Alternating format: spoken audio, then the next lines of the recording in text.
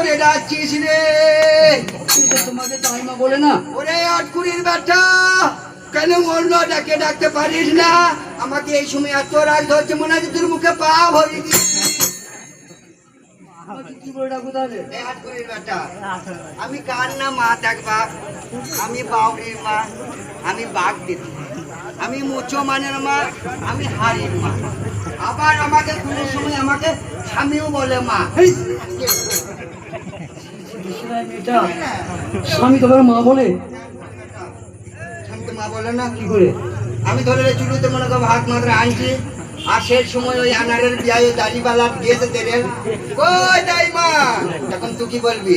তাকে ডাকছো গো? তো বলে দাইমাকে। আর তুই তখন ডাকবি না, এ দাইমা তোকে কে ডাকছে দেখ। তাহলে দাইমা ওলাইছো না দেখি তো। আর তুই বেটা বুদ্ধি নাই রে। কে দাইমা তোকে ডাকছে? দাইমা সেদিন ডাকছিস? চিকিৎসা লোক হ্যাঁ। রোগীর সাথে ডিভিশন প্রসব করবে। হাই কপাল, হাই কপাল, কপাল, কপাল। সংসার কে করে রে?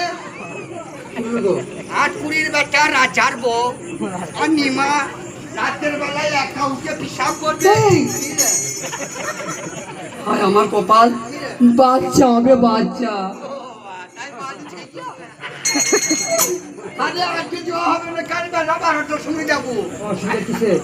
আমার অস্ত্রটা সেই বধূ সেই খুচুটি পাড়া মামুর বাড়িতে আছে। মামুর বাড়িতে না কামার বাড়িতে? কি অস্ত্র? মানে সে ধার করা যে কুরবানির সব মার সব কুটা মার সব গাদা দিল। তোমার অস্ত্র কি? ওই বাচ্চাটা লাশ পুরুলে করে ছেলে বাঁচবে? এই ছেলের মা একদিকে পড়ে থাকবে, ছেলে একদিকে পড়ে থাকবে, পুরুষ এমনি তুলবো, হয়ে যাবে। তার মতন 5 পোয়া চাল, 5 পোয়া আলু, কতগুনা মশুরি কলাই পাবো, ঘরে একটা হাঁড়িতে দিয়ে সোনা চাপাবো।